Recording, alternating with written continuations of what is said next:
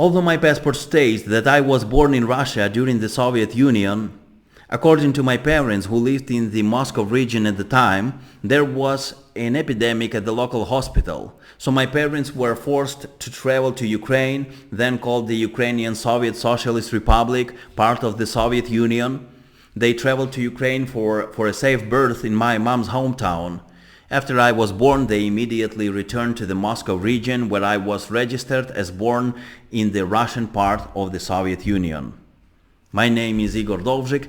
I am ethnically Ukrainian, raised between Ukraine and Russia, and today I live in Spain. By God's grace, I serve here as a missionary and preacher of the gospel, sent and supported for ministry by Sherwood Baptist Church in Newcastle, Oklahoma. So if you live in the southwest Oklahoma City area, or if you happen to pass through Newcastle and you are looking for a Baptist church that is serious about sound doctrine, about strong biblical preaching and Christ-centered fellowship, not shallow entertainment, please visit Sherwood Baptist Church on Highway 37, Newcastle, Oklahoma. One basic truth of history is that empires rise and empires collapse. Babylon looked eternal until it fell. Persia looked unstoppable until it was broken. Greece today is a relatively small country, smaller than many US states, yet under Alexander the Great it reached as far as India. The Mongol Empire, existing now only in textbooks, once stretched across continents, terrifying half of the world. Spain was once the first global empire, the empire where the sun never set. Yet today it is a normal European country with a glorious history. Here is the point: power is not permanent. What we are witnessing now in Russia is likely another phase of an empire's disintegration. The first occurred in 1917, when Poland and Finland got their independence. Then the Russian Empire was reassembled into the USSR, maintaining its imperial ambitions until it eventually collapsed in 1991. That year, 15 independent states emerged in Europe and Central Asia, including Ukraine, Belarus, the Baltic states, Lithuania, Estonia, Latvia, and others, such as Moldova, including the Russian Federation itself. When Russians claim that Ukraine is a recent artifact, Ukrainians may rightly respond that the Russian Federation is equally a modern formation born in 1991. Before that, it was the Soviet Union, not the Russian Federation, or the Tsardom, not the Russian Federation, the Russian Federation as a sovereign entity is no older than the very neighbors it seeks to absorb. If you are fluent in Russian or don't mind using engines for translating YouTube content from other languages, listen to the YouTube videos on the channel called Istoria Rusi, the history of Rus. Highly recommended. Link in the description, well documented. Also, I leave reference to two other channels, one for the history of Ukraine and the other one for the history of Belarus. Now, some suggest that we are witnessing the third and final phase of the empire's decline. That is probably why Russia needs war, because an empire that stops expanding begins to collapse. Empires often wage war to postpone collapse. War creates emergency. War creates mobilization. War creates excuse for power out of control.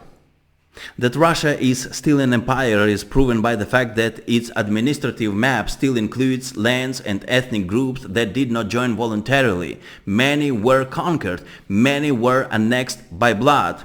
And the Russian state never truly became a federation of equal peoples. Why do many think that it is the end of Russia as a great imperial project? For instance, Garry Kasparov, the Russian dissident and chess grandmaster, has argued that a Ukrainian victory and the defeat of Putin's regime would lead to serious political change in Russia, potentially including the collapse or transformation of the current system, including territorial change or fragmentation, if Russia loses the war. And some might argue that Russia is winning, not losing, because They took Crimea, they moved their borders westwards, but while Russia may have gained some ground in Ukraine, ultimately a war of attrition is won by the side that preserves its forces, and Russia is depleting its army at a staggering rate. An invader can win a war if they successfully execute a blitzkrieg, a German concept meaning lightning war, where speed and shock collapse the enemy before they can react. The Germans proved this could work in France in 1940, where they knocked out a major power in weeks. But if the invader gets bogged down, as Germany in the USSR, as the Soviet Union did in Afghanistan, or the USA in Vietnam, the machine begins to grind against itself. If invading, you don't win fast, you don't win at all. Once an invasion slows down, the invader is usually finished. Within the Russian Federation, there are different regional, ethnic and political movements that at least talk about independence or more autonomy. This includes long-standing separatist movements like in Chechnya, as well as smaller or newer groups in places like Siberia or St. Petersburg. For example, Ingria Will Be Free, which push ideas of regional self-determination. There is a platform for discussion called Free Nations of Post-Russia Forum, and so on and so forth. On top of that, during the ongoing Russia-Ukraine war, there are armed groups made up of Russian citizens, such as the Freedom of Russia Legion and the Russian Volunteer Corps and Siberian Battalion, that have fought on Ukraine's side.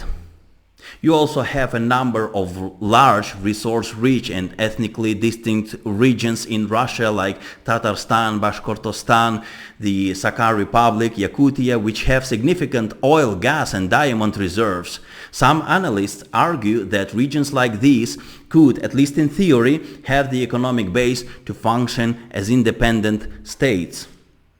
Among some Russian opposition figures and anti-Putin commentators, there is also the idea that a post-Putin Russia should be more of a voluntary federation where regions and republics could decide their own political status, including the option of leaving through legal or negotiated process.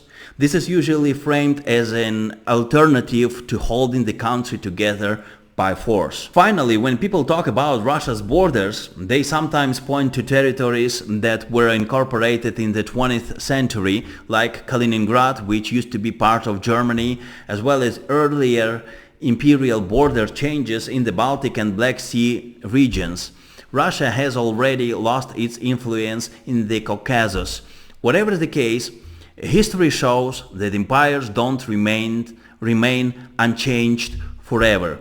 We are not saying tomorrow Russia will disappear. Greece fell apart basically in one day, but Greece as an empire grew exponentially under Alexander's conquest.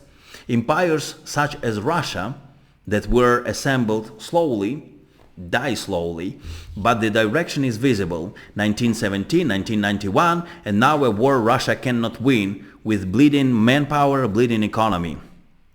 My name is Igor Dovzhik. I was born in the Soviet Union, ethnically Ukrainian, now a Spanish citizen, serving as a missionary sent by Sherwood Baptist Church in Newcastle, Oklahoma.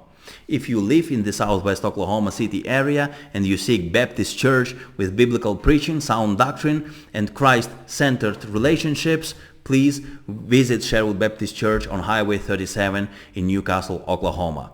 Thanks for watching. See you next time.